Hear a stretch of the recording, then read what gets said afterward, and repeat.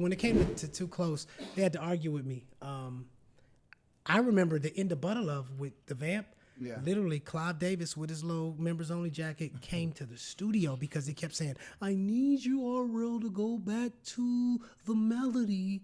And I'm like, "What is you talking about?" Like, I always thought you take it out and ad lib. He was like, "No, you know," and I was like, "Huh?" So he came to the studio. Clive Davis. Clive Davis. And by then, I knew the magnitude of who he was.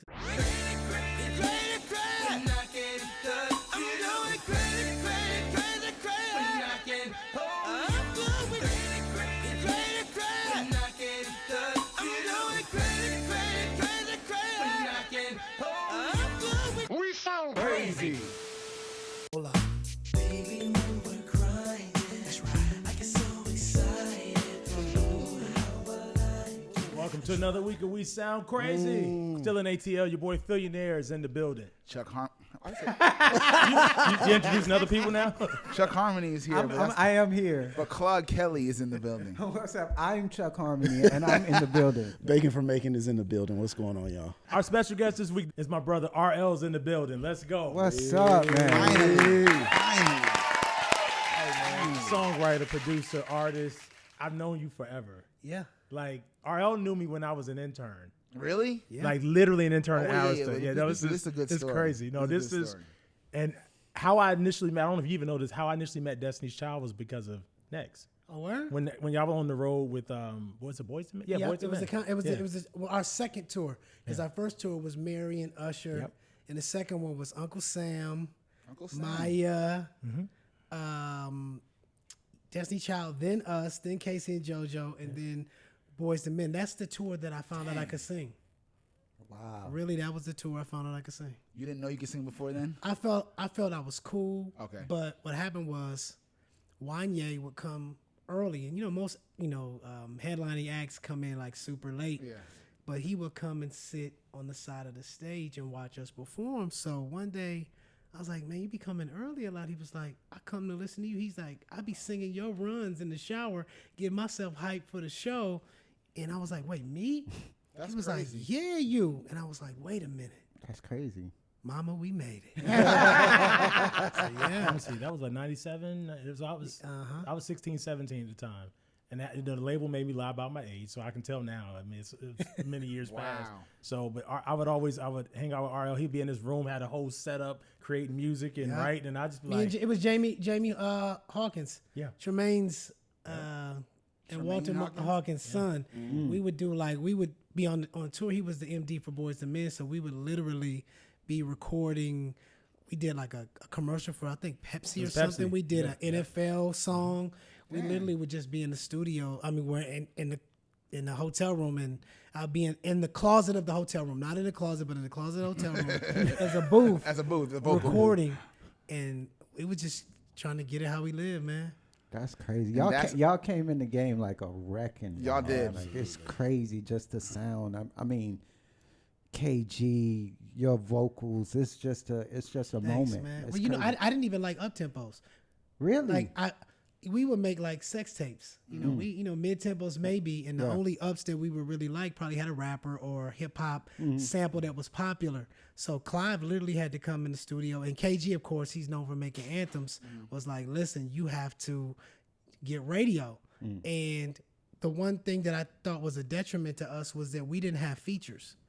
Which benefits us now because when we perform, people aren't looking to the side of the stage to see what's coming out. Right. But we were always jealous of all the other groups, you know what I'm saying? So, I mean, I wrote Butter Love when I was 16 because my mother owned a hair salon, and I would always watch women transform. But Too Close was just us talking to some girls about the Peppermint Club in New Jersey.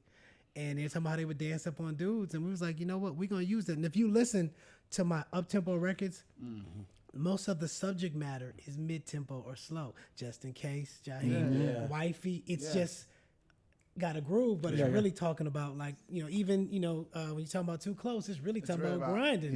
So it's really slow grinding, but I would take these subjects and speed it up. So when you record Too Close, it's mixed, it's mastered, and you listen back to it, you're like, this is a smash, this is a hit? Or is it just kind of like, we don't know what it's going to do? Like, What is the frame of mind for the three of you when you listen to that record? I know for myself, I just knew I didn't want to go back to my mama house. You know what I'm saying? Or my parents' house. I didn't want to do that. Was my thought process.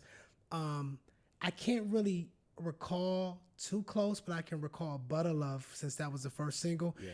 It was the UPS had a strike. And back then wasn't no streaming. So our record was out, but they couldn't get it to the stores. So we were actually on tour on the Chris Tucker Money Talks tour with Melanie Camacho, and we were wearing French Connection slacks and tight shirts, looking like As Yet's little brother cousins or something. And I hated it, but they thought we were older because of it. That just wasn't our swag. But I remember Wu-Tang and Bad Boy and everybody was running New York radio, so I never heard my record. So I was like, let me get ready to pack up. It's time to college or something. And I was at the mall that's right there in Jersey City on the water. I can't think of what it's called. And I heard some little girl, she had to be like 6 or 7, singing Butter Love. And somehow, I knew I made it that moment. I heard somebody singing my record. And I was like, oh, we good. I don't know how. I was still buying glasses from the kiosk. You know what I'm saying? Yeah. But I knew, like, okay, it's on. Butter Love? You got the love that I want. Y'all came in swinging. What? Thanks, man. So, yeah, I knew hearing that little girl. When it came to Too Close, they had to argue with me. I remember the end of Butter Love with the Vamp. Yeah. Literally, Clive Davis with his little members-only jacket came to the studio because he kept saying, I need you, RL, to go back to the melody. And I'm like, what is you talking about? Like, I always thought you take it out and ad-lib about. He was like, no, and I was like, huh? So he came to the studio. Clive Davis. And by then, I knew the magnitude of who he was because early on, I didn't. When we did our showcase for him, it was at SIR in New York. It was us, Jaheim, and another coffee brown. It wasn't the one that ended up coming out. And they passed on Ja because Ja was a little rougher on our edges at the time. He was super dope, and it worked out for him. But they passed. But they were done probably around 5 o'clock. By 6 o'clock, they were working on contracts for us. So we did like a little showcase, and Clive was like, I'll take it. Wow. Dang. Working with Clive Davis, one of the biggest lessons you've learned? No ego, because again, I didn't like up-tempos. I had to understand, my pocket and what could make me great and what lane I could be in. And luckily for me, I'm continuing to eat from that. The only negative is people started saying stuff like, I need one of those, because they knew they were going to play Too Close a million times. So they were like, well, we need something that can play right after or right before. So some of the records that I'm known for have a similar sound, but that's because that's what was asked for. Like the other records that I'm really passionate about that I was able to do on artists, people don't even really recognize or realize. Like one of my favorite records is Forecast for Jamie Foxx, which I did, and nobody really knows. They don't know because it's not an up-tempo and it's not, so, but it's cool. It's God, I am not complaining. You know what I'm saying? But, it worked out. Right. It worked out. Yeah. It worked out. We sound crazy. Boxes on, waiting for you to get home. It's been sunny outside all day, baby. But as an artist and being artistic, you guys understand that sometimes you want people to know the other things. Like it might be the most obscure record or obscure thing you've done, and you're like, you don't hear that. And they don't see it. Yeah. Being put in a box is the worst place for a creative because you want to feel like you have the space to experiment. Exactly. And when people hear a record, then they're like, okay, well, let's give me 10 of those. Especially the business side of it. It's like, give me Too Close again. Give me even more close. Give me very close. Right. Give me super close. Right. But the only group that I feel like mastered that and was able to turn that around was Jodeci. They came out as choir boys, you know what I'm saying? Yeah. Treat them like they want to be treated. All of a sudden after that, they started doing little remixes with Wu-Tang and all that. By that second album, it was like, we're rock stars. We're Aerosmith. Right. And I was like, yes, but everybody can't do that. They were able to transcend. So you talk about writing Butter Love at 16, right? Well, how did you get started writing at such a young age? I was a rapper first. I had a deal. Was it Mercury? Is that Madonna's old label? Maverick was going to sign me to a deal as a rapper. Ann Nesby is my group member's godmom. Tito's godmom. So she used to have us at her house practicing and stuff because, I'm from the Twin Cities. Sounds of Blackness and all that was really like, it was big everywhere. But we went to some showcase in like Northern Illinois, and I had a rap part. And you're like, we want to sign you as a rap because I used to write raps. But I had to make a choice. Did I want to be a rapper or a singer? But if you really listen to Butter Love, it's almost like on some cadence of rap. Yeah. So I was trying to like you got it going on. Word is born, sundress with feet pedicure with all that. It was like me trying to find my little domino. Here we go. Here we go. I love Domino. Domino. Ghetto Jam. Domino. What you talking about? Domino was the first Drake, and I love Drake. But if you really think about man. I love that. Domino Ghetto was the Jam. first Drake. And but that sweet, makes so sweet, much sweet sense. potato pie. You remember that one? what, heck yeah. Crazy. So, yeah. Here we go, as the tune starts to look with the fat track. Yes. 1, 2, 3, if this is OJ, the great switch. My mother owned a hair salon, and I would watch women transform. They could be arguing with their man, got fired from their job, kids tripping. As soon as they got their hair done, it was like, what? Can't tell me nothing. Right. Man, and it's almost like this. You ever get a haircut and you didn't feel too good? Yeah. And then you get done and you're like, wait a minute. A haircut My changes the fever's game. gone. Yeah. It's that Changes the same, game. that transformation. But Butter, I'm big on like acronyms and words. Like NEXT stands for No One Ever Expected This. Butter was beauty, understanding, trust, togetherness, and all around love. So I would always try to find ways. I never knew that. Wait. Wait. Run Go that back to next. Next means what? No one ever expected this. I never knew that. I never we knew were, that. We were opening up for Brandy before we made it. Target Center was Brandy and the 69 Boys, who had one of the dopest shows I ever seen back in the day, right? They had like choir robes. It was like crazy, right?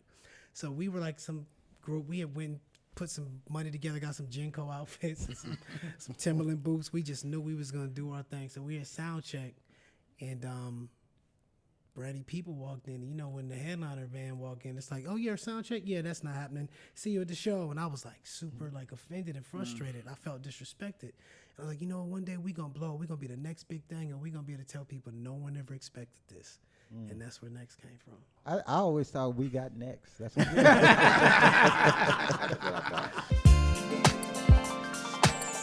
in case I don't make it home tonight, let me make love to you for the last time, baby. This used to be slow.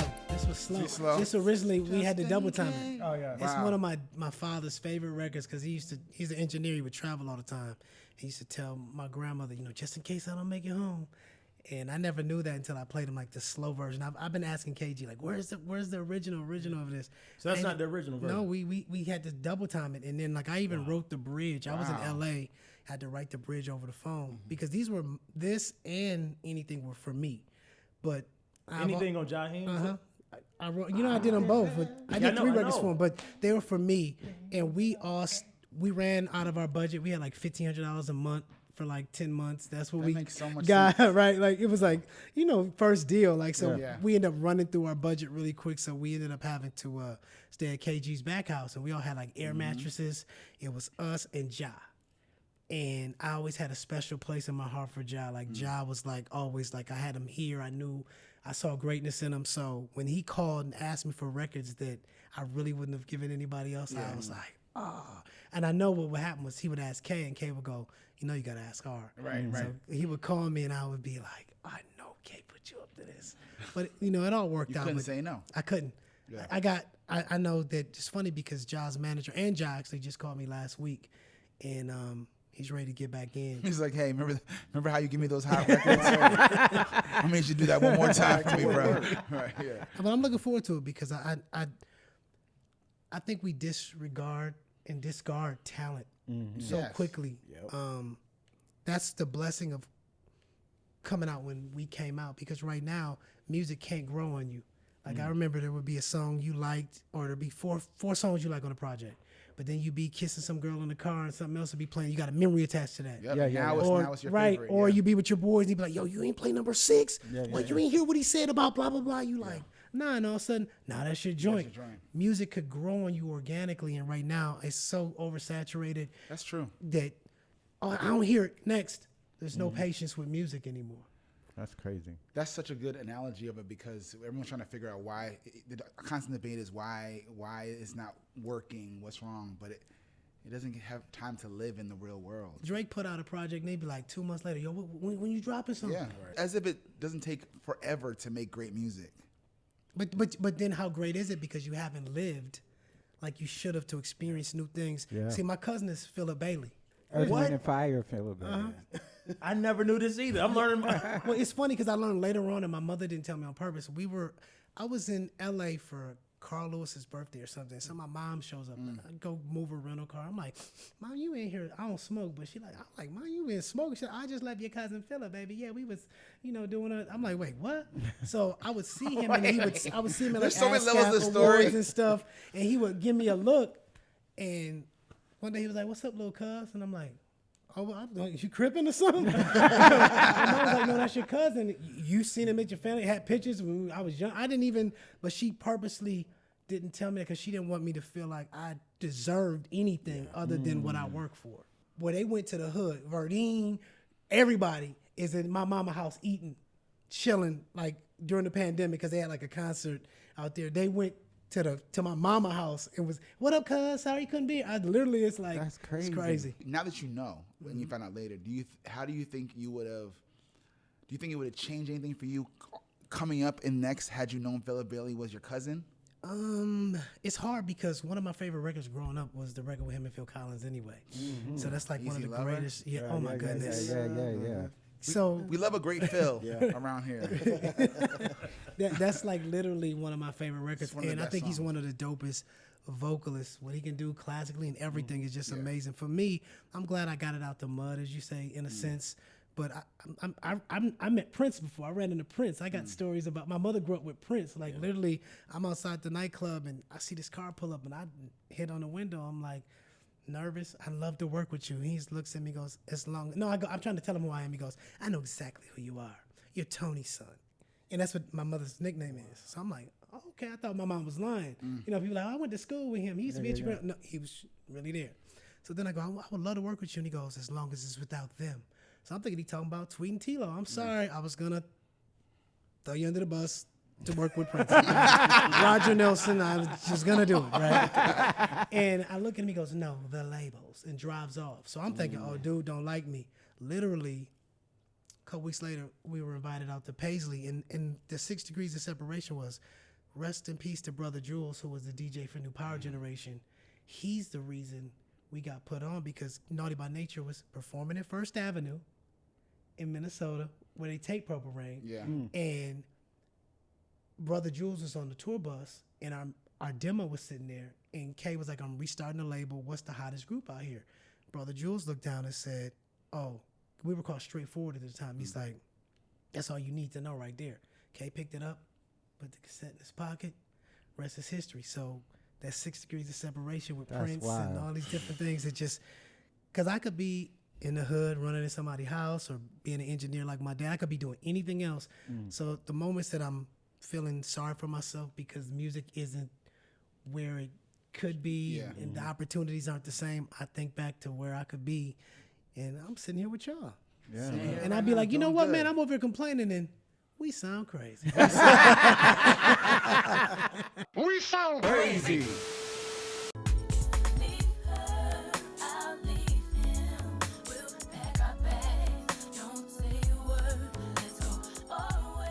So you were saying as the song started playing that wasn't originally Destiny's Child? It was 702 and Us.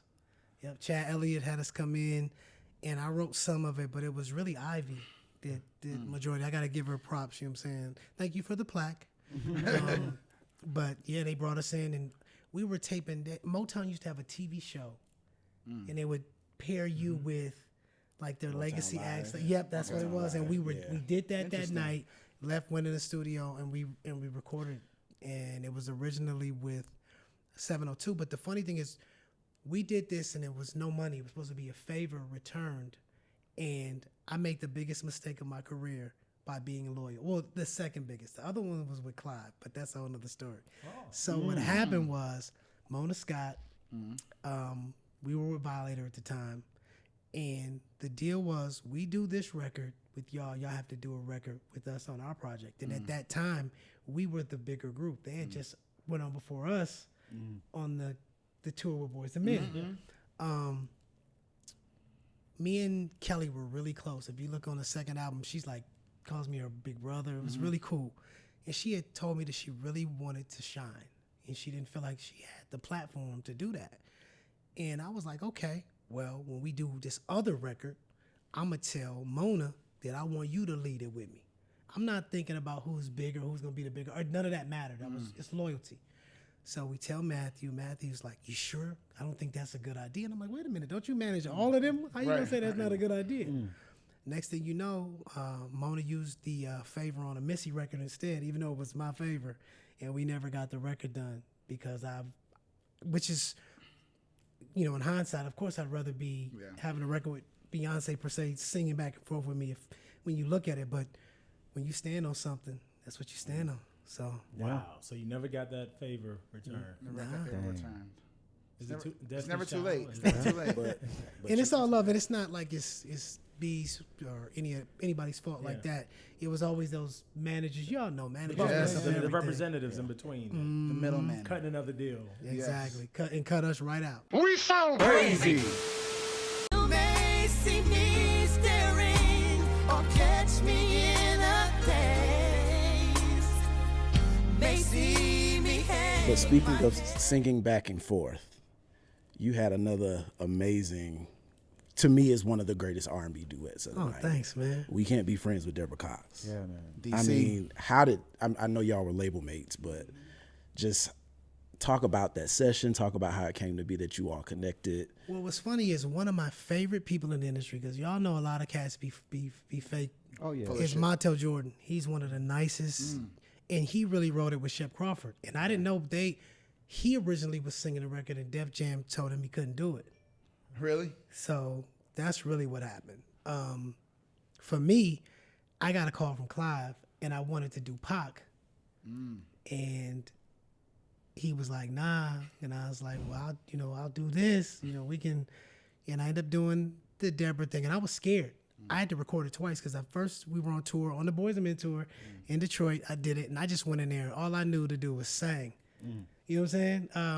To just act like we never were. And I'm doing all these runs and they're like, no, we got to go back in. Take two. All right. So I go to LA and Shep and Montel were there and they coached me on it and brought it to life. So all the credit really goes to them. It was fun. I did have a little crush on Deborah only because back then it wasn't fit women like that. She had like these arms like Wonder Woman, and I was just like, my goodness, like, and she was so nice to me. And, when you're young and He's like, she was so kind. A woman is nice to you, like, oh. So we had the little scene, and it got to the point where Director X, he hates little X, Director X. We were in the back and we were laughing and joking, and he knew I was really close to my grandfather before he passed, and he was like, I need you to think about your grandfather. I need emotion. So that tear was for real. I really cried on the little floor with her. So he's like, don't sleep on the acting skills. We've never sang it.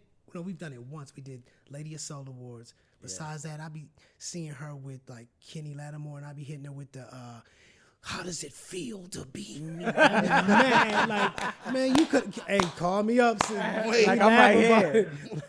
Because, Kenny be on the road with her. They kept similar, touring circles, I'm sure. But I was like, yo, what we doing here? Wait, so y'all have only performed that duet together once? One time. What in the world? How do we fix that here on the We Sound Crazy podcast? That's crazy, right? That is crazy. We need to reunite. Yeah.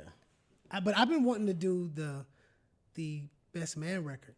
I found out we won an NAACP award for that, and we didn't even know we were on like I think Clubhouse or something. Me and Tyrese, and then the director was on, and he was mentioning it won an award. We didn't even know, and we've never performed it. Y'all never performed? I thought we'd be at the NAACP somewhere. I don't need your sympathy, no. Y'all, I'm from Minneapolis, so I literally found out, and I have it on my phone. I watch it from time to time, where Jimmy Jam is doing an interview, and it was like an Instagram live, and I commented, and all of a sudden Jimmy took a second and just started talking about me. They didn't sign us. They signed a group called Solo instead of us. I would sneak out to the studio because Lance and Prof T from Low Key, I got a thing for you, baby. That's who really discovered us and did half of the first album, maybe a little bit more. So I always felt like I had a chip on my shoulder because, you know, I always wanted to be Terry. Terry had all the women, you know, you know what I'm saying? He was that guy. Yeah, so I was I idolized him. Yeah. And when they didn't sign us, I was like, oh, we wasn't good enough. So when I heard about the session, they kept switching artists. Certain artists didn't want to smoke. They would find out I'm on it. What artists didn't want to smoke? I Right? can't even. Come on, I'm not man. gonna. Who didn't want the smoke? Major artists were supposed to be on this song, even bigger than me. I was the only one that was in a group, if you really look at it. Yeah. So the way it worked out was really great, but I was nervous. So all that stuff in the beginning, I just made up. That ending, my brother, all that I made up because I was trying so hard to impress Jimmy and Terry to show them, like, see, this what you missed on. You But played come to yourself. find out, literally, and I usually tear up thinking about it because I used it as fuel for so long. He was like, we knew that we had a terrible situation at our label through the major. Yeah, A&M. And we didn't want to bring them into that, and we knew somebody would snatch them up. I never knew that. It took 25 years. But even with perfect example as you know how bad my reputation is to some people, and I don't know why they think I'm going to be difficult because I don't go anywhere, and I grew up with low self-esteem. I tried to kill myself my senior year in high school. So I always felt, and I'm the youngest in my group, so I always felt I would say something really stupid, so I didn't say nothing. So people would think that they I thought was. he was arrogant, and I'm like, no, he's more shy and reserved. Like he's really like he would go literally to the interview, he'd be quiet or go back to the hotel room and work on music. But it was this whole perception because he was the primary vocalist of the group and the writer. And So if you don't speak, then it must be your Right, he think he all out. He must think, and the truth is, it was even to this day that drives me. It's the opposite. You know what I'm saying? Like for him, like when he called me, I flew in today. Yeah. It took everything because I don't leave the house. I literally I go to the gym, come home, maybe go grab my daughter. Like I'm a movie type person, but this is like my brother. This is like I could see him in 1,000 people in a room, and I could. Where's Waldo? There go Phil. I can see him. You know what I mean? So it's just different. I'm glad I'm here though. Like this. No, is we are amazing. happy to have you. Kidding me? These stories are priceless. so the best man though. So how did it end up being you, Genuine, Tyrese, and Case? Like. To be honest, I don't know. I know that they wanted us to be the new milestone, basically. And they kept on saying, okay, this person's going to be there. Because I was just coming off this tour that we didn't want to do. We had agreed to do this Pepsi tour with the OJs and Gerald Levert. Okay. And we didn't realize it was, the AARP tour, which was, we were young. No, I don't, and listen, hey, I get mailed. I'll be there in a minute. I got a couple more years. Y'all are mailing me early. And that's okay. But we didn't know to do different things for different audiences, so we got in trouble. So I remember first couple shows, we taking our shirts off. These more seasoned women getting offended. So they, big bro Gerald came back and talked to us, and those was the jewels that we were able to get back then. But I remember leaving that tour literally the day I got home. I had to go to flight time, and it was I lived in Minnesota, so I was the only one that lived there. But an executive that I dated years back, I met at this session, and it changed my life because it showed me that I could hang with these solo vocalists because I didn't think I could. What? But you did. That's crazy. Like, yeah, one That's of the crazy. greatest singers ever, man. Oh, thank you, man. That was my little vocal raspy coaching. voice. That was my vocal coaching back in the day. Oh, that's vocal Yeah, it is. That's vocal coach. That's me. That's me. We sound crazy. Whatever you wanna do, whether it's at the crib or the club, it's all up to you. Whatever you wanna do. Stuck my backgrounds in there still. They didn't want this record. What? What? They had to record it twice. Kay and Darren Lighty, of course, but I got to give a shout out to Kobe. He was at Jive, and he gave me the track for this. And I wanted that to go on the next album. And I did the demo to it was literally the sample. It really wasn't even finished. But my group members were like, you already wrote 11 songs on the album. We cool. We want to do this other record, which ended up being Coffee Brown's first single.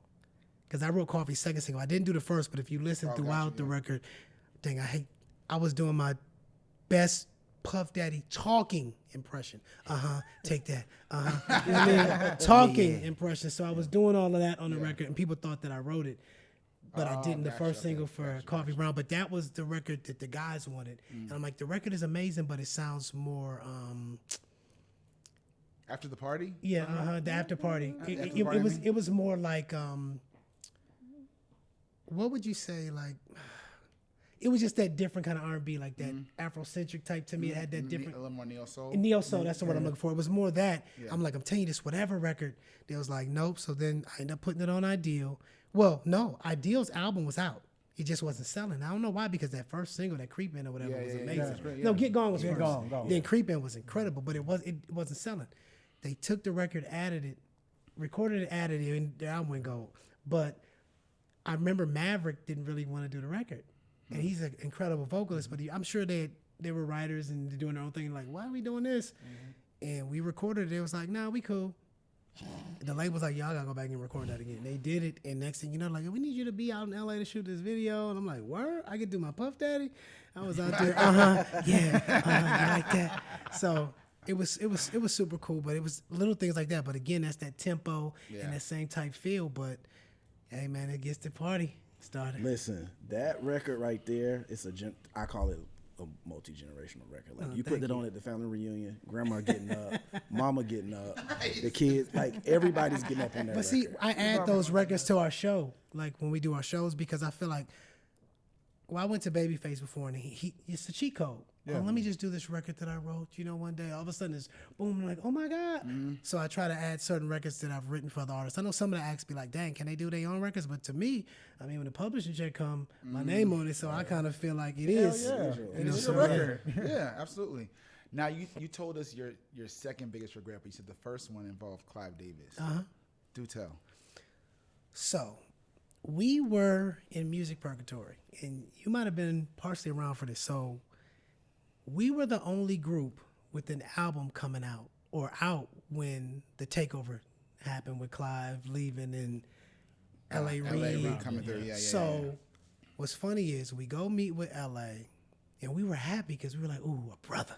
We ain't got to wear this French Connection no more. We get to, you know what I'm saying? We get to, you know, we wanted that 5,001 flavors, that Troy, you know, we wanted that bad boy, you know what I mean, to be honest. So we meet with him, but then Clive literally flies us out to his crib.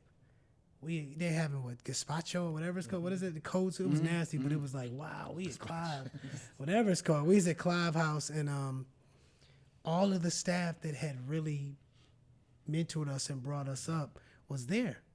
Keith Naftali and everybody. So they're like, we really want you guys with us. We're starting this new label. And what they told us was, you come with us or you stay. Either way it goes, you'll have two labels working your project. So we're like, word? So if we do decide to leave, it'll be Jay working on our project and Ariston. Yeah. So we decided to stay loyal to Clive. But this is a two-part answer. I'll make it short. So we stay. We find out that Ariston is basically calling radio, telling them to play Pop Your Collar by Usher instead of our second single. That's why, like, after Wifey, really, like, you know, Beauty Queen, and we didn't even get to anything else on that second album. It was really like a rap. Like, there was nothing we could do. Like, literally. Damn. Because the label was really Ariston, but we were told it would be both, and it wasn't. So it hurt us being loyal. But then after that, we did one more album. And what's funny is, I usually don't get into numbers, but we family, I'm going to tell you. They gave me, I went to the label to say, let's do a new album. Clive was like, it's too soon. But I'll give you $750 for your pocket to do your own album. I wasn't even planning it, but I was like, well, if it's not going to hurt the group or the brand, the mistake I made was I didn't use KG purposely because I didn't want to sound like my own sound. I didn't want to interfere with the group's legacy, but that was my mistake because that's my sound. But what I did do was K came to LA and I handed him a check for $100,000 to say thank you. He didn't do one record. It was just because I respect him. So to this day, that's my big brother. You know what I'm saying? But what ended up happening is the group got dropped. Clive said, I want to do one more project on you. I'm going to give you $750. I'll give you $450. Then I mean, that's not the budget. That was from my pocket. I said, no, if you drop in the group, let me go with my brothers. And loyalty gets you, I can't say it doesn't get you anywhere because I'm happy, I'm blessed, but I'm sure there were other opportunities if I was more business minded and more cutthroat and thinking about myself. But then the funny thing is, I hear how selfish I am and how much of a head case or how difficult, or these things that I hear about myself, and I'm like, I can't really defend myself. I can't say, well, do you know this or do you? I got so I just have to just chill and let the people that know me, that are family like you, just know, speak for me. Because yeah. I always say it's not what they say about you when you're in the room, it's what they say when you're not. That's true. So as long as there's somebody in there advocating, like, nah, actually, no, he's super cool, or no, I ain't never seen that. Right. That's the beauty of it. Yeah. You know, during that those years at J Records, you actually worked on one of my favorite artists. Oh yeah, Y'all know this one? Luther. Why am I not surprised? I see it in your eyes. You're just not happy with your life. Luther tried to get me though. He tried to get me for some publishing. What you mean Luther tried to get you for some pub? He changed. Yeah, see there. I got it out before you could. Yeah, you know, back then cats felt like, look, I'm gonna do this record, but we wrote it. So me, I'm not understanding the politics of it. That's the one thing I hate about the game is politics, right? Yeah. So he wanted like 5% because he had took a word out. It's probably like her or girl or something. Not even, no shade. Yo, you know what? No, I promise you, no shade. It's all love. No, because I would love, but I just know him. It's really no disrespect. Yeah, so. no, he really like changed the word and wanted like 5%, and I didn't understand it, so they kept trying to send me the paperwork back to sign the splits, and I was like, nah. So finally, I was like, yo, if dude is trying to pimp me out of a little bit of publishing, just tell him to call me and be like, this is what we doing on some Godfather, because you're gonna get that because you Luther, you know what I mean? I don't care if you fat Luther, skinny Luther, whatever it is, you get that because the level of respect was so high. But those are the little lessons in the game that in situations where you're like, wait a minute, you trying to punk me? Yeah. Sheesh. So, in the end, you gave him the 5% though. I would have gave him 15%. You know, it's Luther, but yeah. you know, his people calls my people, and it's not. It's so impersonal, and it's like, wait a minute. Right. Just say what it is. Right. Regarding the song "Good Love" you did on the Brothers soundtrack, what do we got to do to get that on streaming? I'm gonna tell y'all the truth. Uh-oh. And I've never told this story. Okay. Nissan and his brother, I can't think of his name, sent me some tracks, and I had like a 2480. So I recorded "Good Love" and sent it to Allison Gabriel, I think that's her name, and she blessed me and was like, listen, I will give you more money than probably anybody's gonna make on this project for this song. I want this song. So I tell the guys, like, listen, we got this record. Whatever it is y'all need to be paid. They was like, we'll pay them separately. Whatever they want, we want this record. I'm like, wow. And I'm not on Warner, so this is a big deal. They go, well, the track was taken by, what is his name? He wrote, his dad was an artist, but he wrote Shame for Tyrese. Oh, DJ Rogers. DJ Rogers Jr. Yeah.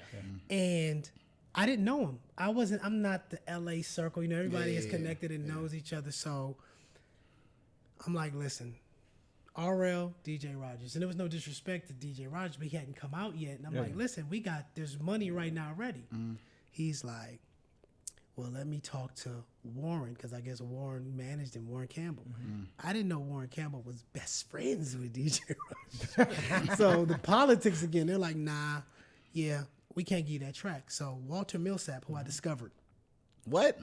I met him with DJ Quick. We got our first checks together on the Johnson JS and a bunch of stuff. So that's my brother right there. I went in with him. I was like, can you produce something? So at the end, when you hear like the choir and all that, they tried to say it sounded like they track. It didn't at all. Sued Warner, and I'm sure they got a bag. And now the world suffers because you can't find a record anywhere. I get that question all the time. It's one of my favorite records. I still got the CD single with that. I was able to take him to church. GOODL, man. I had Jamie Foxx in the video.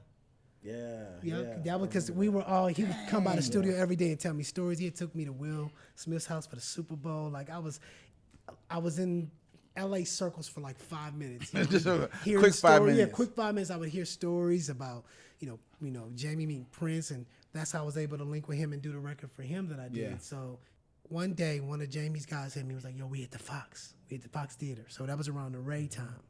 I'm like, word, I want to come. I want to bring, young lady, some friends. So we're like probably 8th, 9th row, right? We not even in like the best seats, but I'm not even tripping. I'm just happy. So I'm watching the concert. I'm not knowing he has a part where he breaks down everything and gets on the piano and sings my record. Man, he starts singing my record. I start singing along loud as hell, right? I'm not even realizing.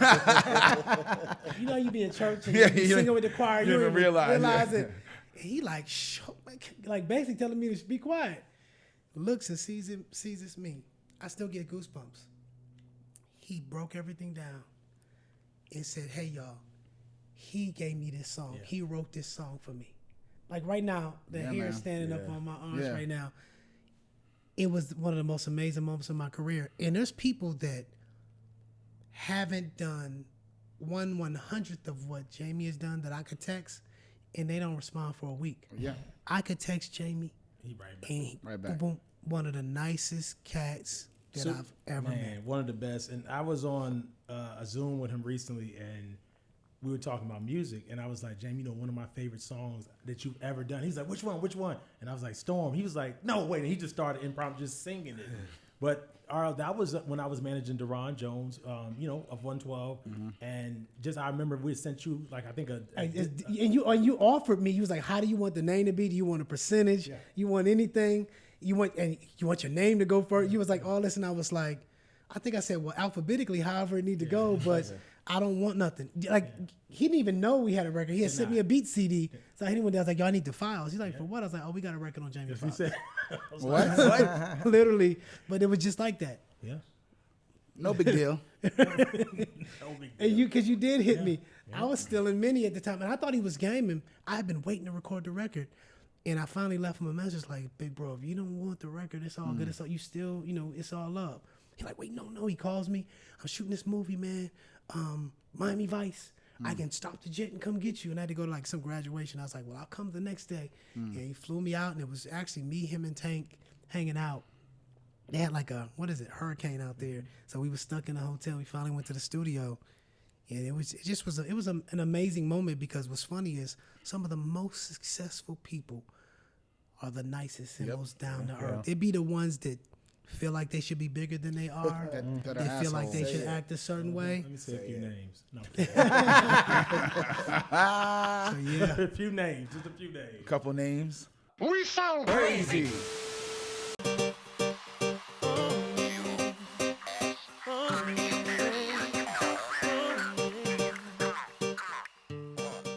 Do you feel like you're celebrated enough?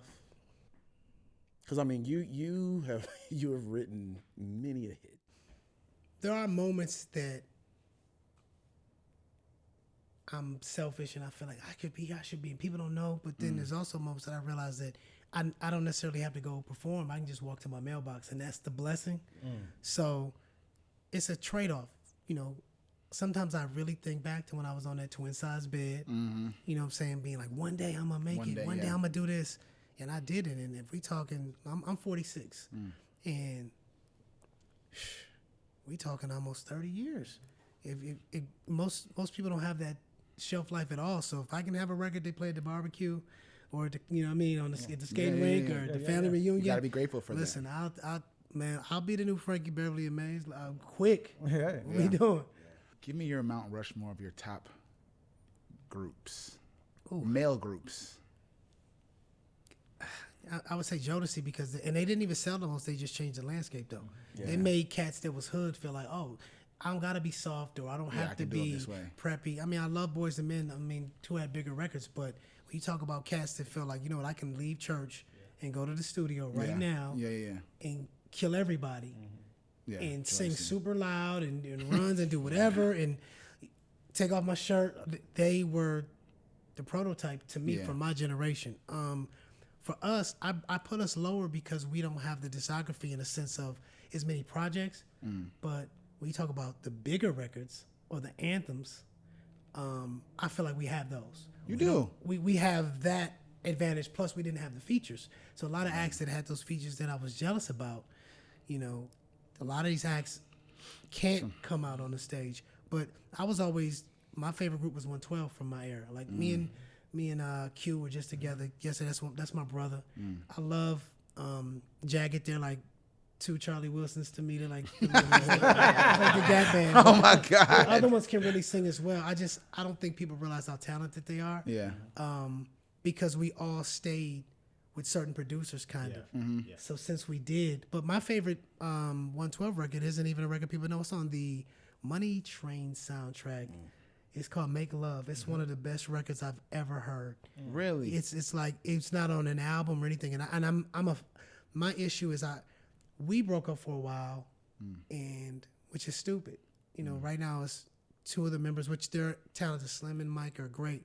I want to see them come back together. We all want to see them come back Selfishly, you know what I'm together. saying? All four. So who are you enjoying nowadays? Of course, Lucky Day. I love her, but the problem is when she became mainstream and everybody loved her, I'm a jealous lover. I wanted her for myself. You know what I'm saying? So I was like, that's almost like when the single, I remember when Just Be a Man About It wasn't the single for Tony. That was my joint. As soon as it became the single, I was mad. Like, oh, they shot a video. Nobody knew about this. So who else?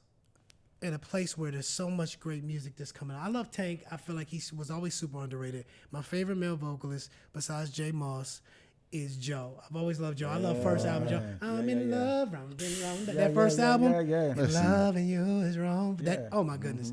And then for women, of course, you know, Brandy's like the vocal Bible.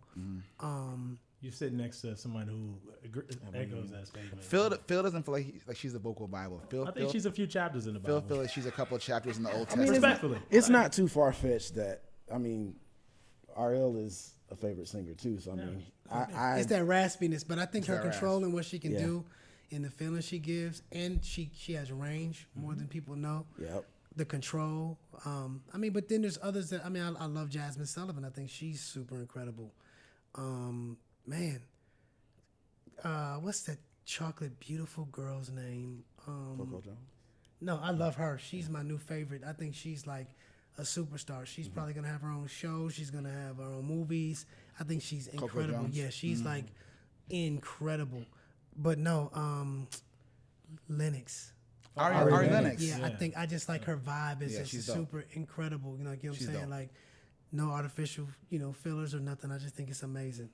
RL, you know what? You always keep it a buck with us, and ever since I've known you, since I was 25 plus years ago, I'm gonna kick off Keep It Kill with RL edition. Let's go. Keep It Kill. You keep the one you keep is the one that you're more partial to. Your Gotcha. favorite out of the two. So we'll kick it off with SWV or Escape. SWV.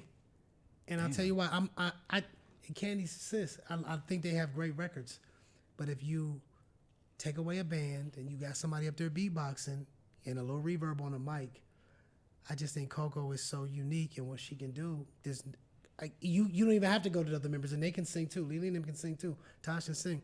All I need is Coco, and you can just and those records. And we records. forget, and they were out before them. You're always on my all that thinking of you. And I was supposed to do. I got this record I was supposed to do with Coco for my project. Coco, she just disappeared on me, but it's all love. But yeah, Come SWV. back, Coco. SWV. Jasmine Sullivan or the vocal Bible Brandy. Ooh. And it's actually easier. You know why? I'll say Brandy, and I'll tell you why. I hear some artists not necessarily dumb down, but urbanize their sound for an audience, and I think it's below them, and I like their songs. I think it's dope. But it's almost like I can't picture Boyz II Men singing Jodeci records. And I feel like Jasmine in some instances, the hotels and all that, and I just think she's like, I look at her like Celine Dion or something like that. I think some of the subject matter is super dope. It's it's hood. Listen, I'm from that, but I just look at her and it's almost like she's Madonna complex. She's untouchable. What she can do is so beautiful that you shouldn't even put. It should be holy water, not even tap water. Not no, it should be holy water poured on it. So I will go with Brandy. Butter Love or Too Close? Butter Love. Drew Hill or 112? I kind of feel like Drew Hill is a rock group. They're not even so. But they're a choir now. Yeah, they're they're a choir, and they're all super dope. Oh my God. So Def for Bad Boy. Bad Boy. He didn't even think about that one. And I mean, I love Jermaine. He did a record for me, and I love him. He taught me a valuable lesson. He offended me one time really bad. Yeah? But he taught me a lesson. I was here to record. I wasn't living here at the time. I would come visit here and there. I was recording. Got me a model, and he had this Jeep, this truck, and I was like, oh my God, we went to Wendy's, and I was like, oh, what is this? He's like, oh, it's a G-Wagon. I was like, oh, I want one of these. He's like, oh yeah, you can't afford this. I said. Like, 2 weeks later. 2 weeks later. They weren't even in America yet. Like that. Pulled like, up in the G-Wagon. Man, listen, but I was just like, it hurt me. He wasn't necessarily wrong. Well, yes, he was. You was wrong, Jay. But it was like, huh? He said, you can't afford this. Right? He can't. Yeah, this is not even. You get the shipping from Mexico or something. I was like, oh, I made that call as soon as I got back to the hotel. Like, he said I can't have it. You know how ego. As soon as someone tell you that, you about to get it. Right. 80s or 90s R&B? I'm from Minneapolis, so 80s. I got one. Mid Condition or Tony. Mid Condition. Because I think vocally, what Stokely can do and how them guys, and don't get him on the drums, it's over. He's one of the most talented people that walks the earth. Like, people don't even realize it. And what's crazy is most artists are strange anyway. He's like Picasso. Like, even with his, you see with his outfits, he's just, because he's a genius. Yeah. He's a mad scientist. He's one of the most talented people I've ever met. We gotta get Stokely on You the gotta show. get Stokely on. Make some noise, RL. Keep it killer. She Yeah. kept it real. Yeah.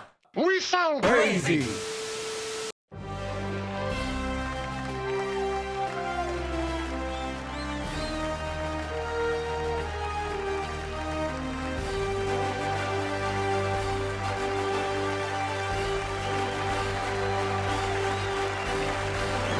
The Esther Roll Award. I can feel him moving, moving, moving.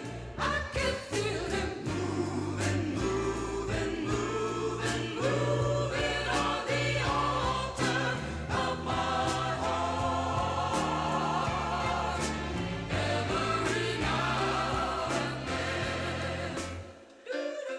then. It's about that time. Look at my rollers. It's about that time for the Esther Roll Black Excellence Award, which we do every episode. Okay. We honor a black entertainer or a person in our business that we feel doesn't get the love they deserve. And there are many. So let's make sure we carve out a little time during We Sound Crazy to honor people that don't get the love for their excellence. So, We all vote. We all vote.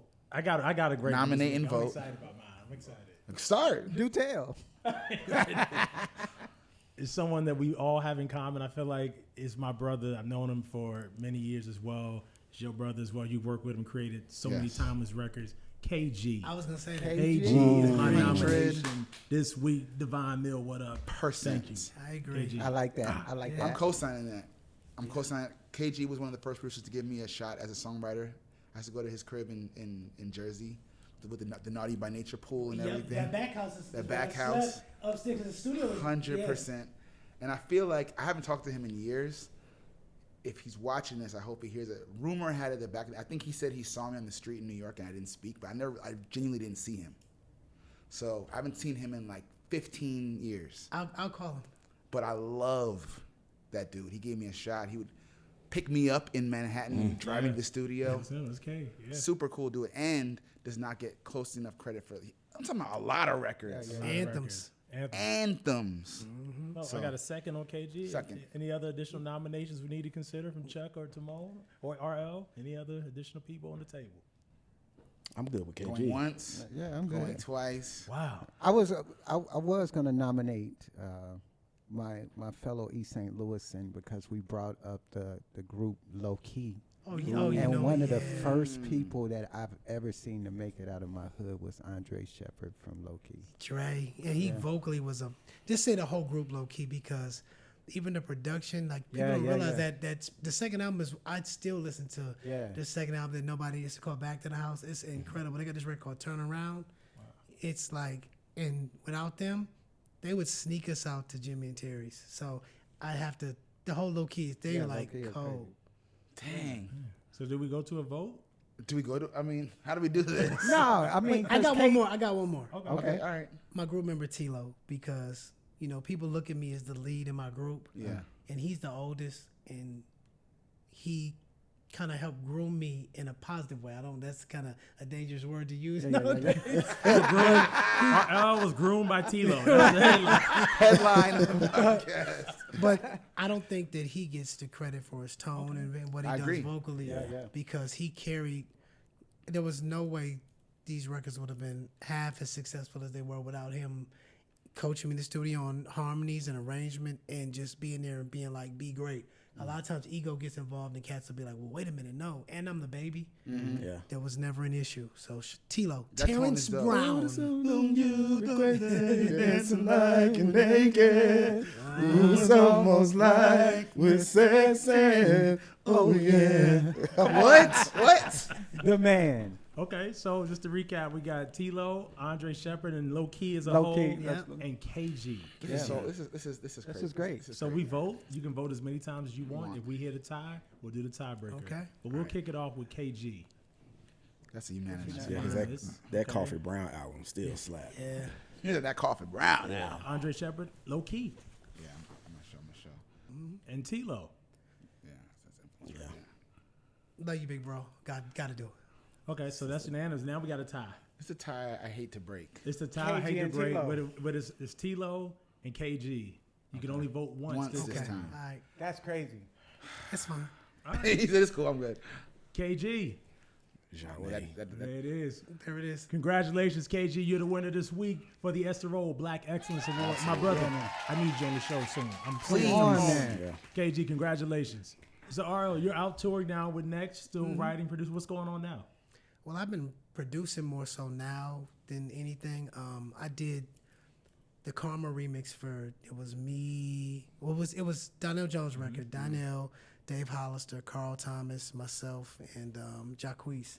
So I wrote. That was the first thing I'd ever produced during the pandemic. I started producing myself, and first thing I did was on Donnell. He had me come to his video shoot for a record he had called Karma. I'm like, I want to do a remix. So we did, and sorry y'all, but this is the terminology. I did an R. Kelly remix because that means it's a whole different song. Yeah. A lot of times it just be a rapper or you know what I'm saying? It was a whole different record. So I did that for him, and he allowed it. So that was fun. And there's a difference working with people that you're a fan of now, just because y'all see each other, than the ones that you can remember when you were broke, running out of this Sam Goody with the CD tucked on your arm because you couldn't afford it. So when I was working with Dave and Donnell, that's how I felt. This is great, man. Full circle moment. Make sure you hit us up on all platforms at We Sound Crazy and WeSoundCrazy.com. You can see all the exclusive content, everything there. And even Chuck Harmony's got his OnlyFans page up. He's doing the foot model thing, but you can hit that. That's not going to be feet pics. It's not in association with We Sound Crazy. Special thanks to Visit Music City. Thank you for your continued support. Thank you. And thank you, RL, for hanging out with us. Thank you, man. Coming through. When we leave, we ask our guests to choose the going away song. We talked about the going away song. We talked about so much stuff. I don't know what could be going through your head right now, but after this conversation, what song should we close this episode with, according to you?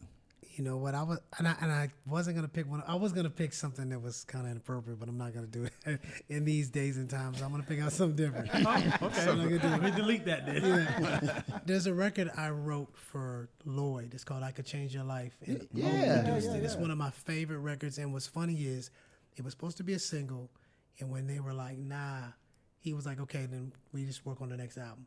And that's the kind of love he showed me. He's so talented and underrated, and he's like my little brother. Like literally, he had me come to when he was having his child and all that. It was super cool. What do they call that when you baby shower? Baby shower, yeah. And I love him. Like he's one of the nicest cats, and we do the little Indian jokes on him and stuff. And traveled the world, but I Can Change Your Life record because Oak is also one of my favorite producers. So yeah. Until next time, y'all. Next time we sound crazy. We out of here. Yeah. Thank you, RL.